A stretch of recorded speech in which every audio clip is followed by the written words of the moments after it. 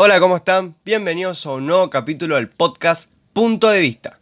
El día de hoy vamos a hablar de frases hechas y ciertas expresiones que usamos quizás día a día, pero que no sabemos su origen. Aquí vamos. Agárrate Catalina. Catalina pertenecía a una familia de trapecistas que trabajaban en un circo recorriendo los barrios porteños en los años 40.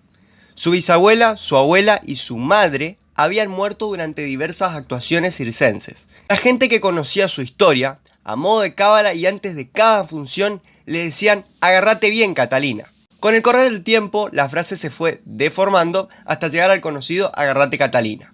Antes de cada actuación, alguien del circo gritaba «Agárrate, Catalina».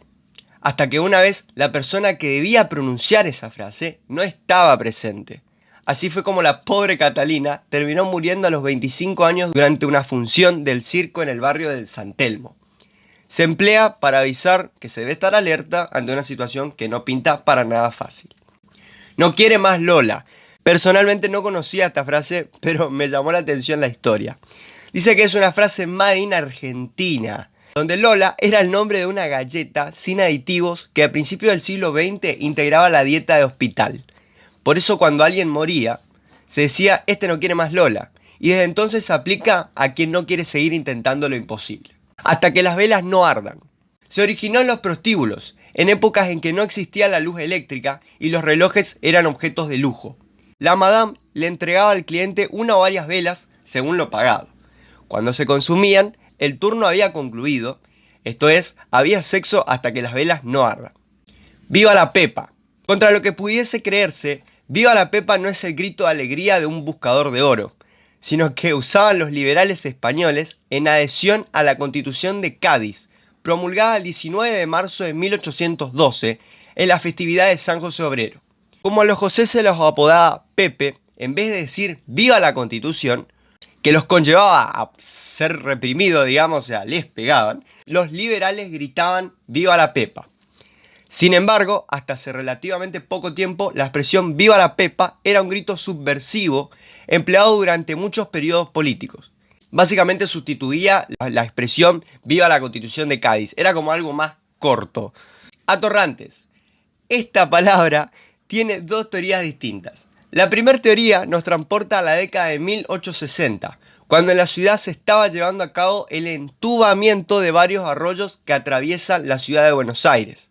Para esto, el gobierno importó de Francia una gran cantidad de caños de desagüe. Estos caños, que tenían la inscripción de la constructora Atorrant en su lateral, eran usados durante la noche como refugio por las personas en situación de calle. Debido a esto, los transeúntes comenzaron a llamar a quienes habitaban en estos lugares atorrantes. Pero la segunda teoría dice que la expresión deriva de torrar el café, el proceso por el cual se tuestan las semillas. En la antigüedad, esta tarea era realizada por gente de bajos recursos o esclavos, que cuando se encontraba descansando en horas de trabajo, se decía que estaban atorrando. Desde entonces la expresión atorrante se popularizó a tal punto de que aparece en letras de varios tangos y relatos populares del principio del siglo XX. Croto. Sos un croto. Viene de José Camilo Croto, que en 1918 fue elegido gobernador de la provincia de Buenos Aires. Durante su gobierno sancionó el decreto 3/1920 que autorizaba y permitía a los peones rurales viajar gratis en los trenes cargueros, a lo que comenzó a llamarse crotos. Con el tiempo la palabra se usó para referirse a las personas sin hogar, mal vestidas o cuya apariencia denota un estado de indigencia. Poner los cuernos. Esta frase se usa para indicar que alguien ha cometido una infidelidad. En la Edad Media, y antes de acostarse con la novia, el caballero colgaba en la puerta una ornamenta de ciervo para advertir que nadie entrara, o si no, sería decapitado. Mientras tanto, el marido llamaba orgulloso a sus vecinos para mostrar que su señor le había puesto los cuernos. Aquí hay gato encerrado.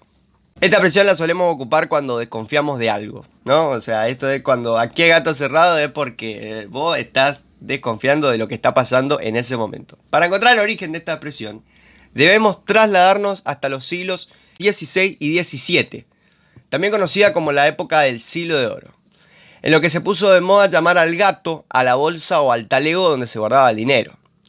Era habitual llevar alguno de estos gatos con sus respectivas monedas escondidas entre las ropas de un hurto en una casa, una persona o bueno, etc. Estaba buscando a su media naranja. Alude al encuentro de la pareja ideal, sea hombre o mujer. Cuenta que la expresión surgió basada en el mito citado por Platón de la aparición de los dos sexos humanos. Según esa teoría, las personas eran asexuadas y en un mismo cuerpo y en efecto de armonía lo convivían lo femenino y lo masculino. Pero al parecer, un día esos seres desobedecieron las órdenes de los dioses y estos los castigaron. Los separaron en dos como si se tratara de una naranja y los obligaron a continuar su vida buscando la otra mitad para recuperar aquella felicidad perdida. El que se fue a la villa perdió su silla. Esta frase es utilizada para la pérdida de posesiones o privilegios por un abandono momentáneo. Tiene su origen en un hecho histórico que tuvo lugar durante el reinado de Enrique IV, rey de Castilla, y la expresión original era quien se fue de Sevilla perdió su silla.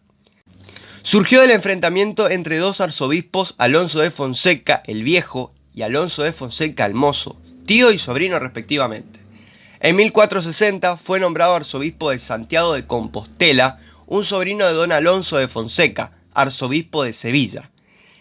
El reino de Galicia se hallaba muy revuelto por aquel entonces y el sobrino pidió ayuda a su tío para tomar posesión de la sede episcopal, mientras él se quedaba en el arzobispado del tío, en Sevilla, ¿no?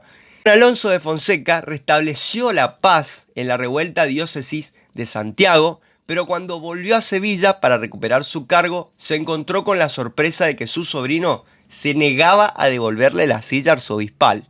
En estos hechos tiene origen dicha expresión que cruzó fronteras y que cuando por ejemplo llegó a México, se cambió al que se fue a la villa, perdió su silla.